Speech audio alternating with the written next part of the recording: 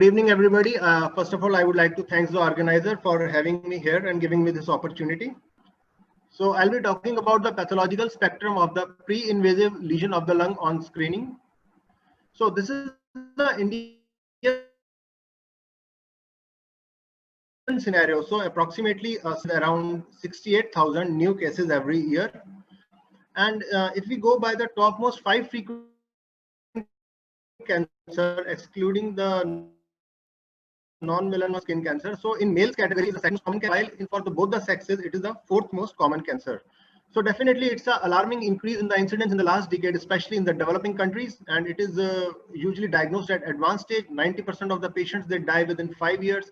And pre-invasive lesion, especially adenocarcinoma in situ or even minimally invasive adenocarcinoma, if diagnosed and resected at the right time, they have a cure rate of 90 to 100%. So definitely there is a felt need for early detection. Regarding the screening trials, they are not very encouraging because little is known about the molecular events that precedes the development of lung carcinomas. Moreover, there are multiple neoplastic molecular pathways that mediate the lung carcinogenesis and the lack of biomarkers also for the early diagnosis. And there is no effective means to predict which pre-malignant lesion will progress. So screening in India is a big issue. There are many unique characteristics of the patient related to ethnicity, genetics, risk profile, high prevalence of benign disease that require treatment, access to the diagnostic services, the cultural understanding of the disease. So coming to the pathological classification of the WHO classification of the pre-invasive precursor lesion. So for adenocarcinoma, the precursor lesion are atypical adenomatous hyperplasia and adenocarcinoma in situ. Although minimally invasive adenocarcinoma is not classified as a precursor lesion, but it is an early lesion and if detected on time has a cure rate of 98%. So the practical implications are more aligned with the pre-invasive lesion as compared to progressed adenocarcinoma. For squamous cell carcinoma, the precursor lesions are squamous metaplasia with dysplasia and carcinoma in situ. Then for carcinoid tumor, it is a DIPNEC, which is known as diffuse idiopathic pulmonary neuroendocrine hyperplasia. For high-grade neuroendocrine carcinomas like small cell carcinoma and large cell neuroendocrine carcinomas, there is no precursor lesion described. And although they can be seen in association with the squamous dysplasia or sometimes rarely they can found together with the squamous cell carcinoma or adenocarcinoma due to divergent dedifferentiation of these tumors. So starting with the first, the atypical adenomatous hyperplasia, they may not be evident on CT or may be felt as a vague non-solid nodule, usually less than 0.5 centimeters, sometimes up to 1.2 centimeter. They are usually associated lesion or findings that is seen in the surgical specimen of the lung cancer, especially adenocarcinoma, and seen up to 30% in females and 19% in males. They are very slow growing lesion, but if resected, the disease survival is 100% and they are not included in the TNM staging. Regarding the genetic profile, they harbor a driver mutation like KRAS and EGFR in up to 33 and 35% of the atypical adenomatous hyperplasia. The prognosis is not different whether or not the lung adenocarcinoma is accompanied by the AH or not. Moreover, the EGFR mutations, they were also detected in the adjacent normal appearing epithelium in 43% of EGFR mutant lung adenocarcinoma, but not in the patient who are wild type EGFR. The other molecular aberrations include the overexpression of oncoproteins like cyclin D1, cervivin, and ERB2, loss of heterozygosity in the chromosome, and reduced expression of the tumor suppressor gene, especially STK11. So this is the photograph showing the atypical adenomatous hyperplasia, which is these are the atypical area in the center, and which is more nicely evident on the high power field. And one can see that there is no significant inflammation. These atypical cells are knobby. And the most important diagnostic criteria is that they do not show a marked crowding or overlapping. So they are showing gapping. What is known in the present context, they are following a social distancing. So what are the important differential diagnoses? Like AH can be confused with reactive pneumocytic proliferation, and these are the features that helps to clinch the diagnosis. The retained lung architectures, the cellular size variation, the multinucleation, absence of mitosis, and no inclusions. So this was a case submitted last year. This was for a frozen section, a male 55 years having a small lung nodule. And this was on the frozen section showing the reactive pneumocytic proliferation. One can see that the alveolar septae are thickened. Here one can see there is a striking anisonucleosis. One can see this monster nucleus, then you have an intermediate size nucleus, small size nucleus. So there is a great variation in the size. and multinucleation was also evident. So this was a reactive pneumocytic proliferation, should not be confused with the atypical adenomatous hyperplasia. The next differential and the important precursor lesion is the adenocarcinoma in situ. It is an incidental finding on CT scan. It's usually seen in the peripheral lung near the pleura. They are less than 3 centimeter. They may be solid or partly solid as seen in the mucinous adenocarcinoma in situ. And the introduction of the term adenocarcinoma in situ was the most phenomenal the change in the WHO recent classification in 2015, in which the term bronchoalveolar carcinoma was made obsolete and was replaced by these 5 terms depending upon the diagnostic criteria. The criteria for adenocarcinoma in situ are very strict. The size has to be less than 3 centimeter. The growth of the neoplastic cells has to be purely lipidic. There is no vascular, pleural or stromal invasion permitted, no spread through airway spaces, no necrosis, and on complete resection, the survival is 100%. So what are the features that favor lipidic neoplasm? It's a grossly masked lesion. There is a sharp interface of the pneumocytic proliferation from the rest of the normal cells. The cells proliferation is monomorphic. They don't show so much of anisonucleosis. And also there is an intranuclear inclusion seen.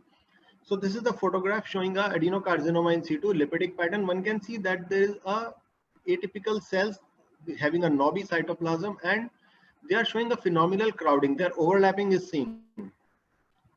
And this is the high power showing the in, and one can also see that the cells are relatively monomorphic. There is no associated inflammation, and this mitosis is also seen by this arrow. Coming to the minimally invasive adenocarcinoma, all the criteria of adenocarcinoma in situ applies here as well, which I will not repeat, except that the stromal invasion can be seen, but it has to be less than equal to 5 millimeters. This is the photograph showing the minimally invasive adenocarcinoma. Here the irregular distribution of the gland that measures around 2 millimeter. So what are the pitfalls in the interpretation? Like there are some benign neoplasm that actually mimics adenocarcinoma in situ and even a lipidic predominant adenocarcinoma. So that needs to be diagnosed accurately. Now this is the very interesting case. I got this case just this week only and I signed it out just yesterday. This is a case of a male 24-year who is a young intern doctor. He has been referred, the slides and blocks were submitted for review. He was diagnosed with a nodular lobulated mass lesion of 4 centimeter with no significant lymphadenopathy. And as per the guidelines, if the lesion is more than 3 centimeter, it has to be considered malignant unless proved on histopathology. And these were the slides. One can see the gross slides also. The lesion is so fairly circumscribed. It's absolutely nodular. And this is the micro photograph. On the right side, we can see the edge so very well circumscribed. And within the lesion, one can see many things are happening within a single lesion. Adipose tissue, lot of papillae are there, and many papillae are showing marked sclerosis. So this is a high of the papillae are showing the knobby cells, which is showing a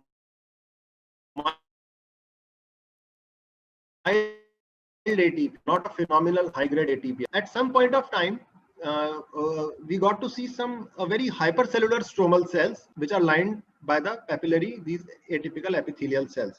And these are the immunohistochemistry findings, a very striking contrast finding. One can see that on TTF, not only the apical cells, but also the stromal cells are also diffusely positive, while on cytokeratin stain, it is only the apical cells that is positive, while there is no staining seen in the luminal in the stromal cells. So this was a sclerosing pneumocytoma, and it can be confused with adenocarcinoma. So it's a benign lesion. So this is a type 2 pneumocytic proliferation that demonstrates 4 distinct patterns, which I have just shown, and the constellation of these features and the bland cells suggests the correct diagnosis. Just to highlight one more case, a female 55 years having a subcentimetric nodule in the right upper lobe. This was submitted to me on the frozen section, and one can see that there is a complex epithelial architecture in the form of glandular spaces and some clefts, and they are surrounding a chondroid, a nodular lesion. So if the biopsy was taken in the form of a true cut biopsy, and if just only this epithelial tissue has been sampled off, so one can see this complex clefting and glands formation, which can easily constitute as a adenocarcinoma. But since it was a resection nodule, so one can see that these atypical the the clefts and glandular cells along with the nodular chondroid area that amounts to the diagnosis of hematoma. So the other benign neoplasm that mimics malignancy are glandular papillomas and alveolar adenomas. Since they are rare, I will not go into the details. So coming to the next precursor lesion, that is the squamous metaplasia with dysplasia and carcinoma in situ. They are seen in the bronchial epithelium. They are nearly always asymptomatic. They are seen in heavy smokers with the obstructive airway disease. The dysplastic foci may persist for many years. They may or may not progress to invasive malignancy. And multiple discrete lesions can be seen as the entire central airway is exposed to the smoke, and what we all are familiarized, it is known as field cancerization. So these are the techniques for the detection. Sorry to interrupt, Dr. Sunil. Can you please conclude because we are running? Pardon?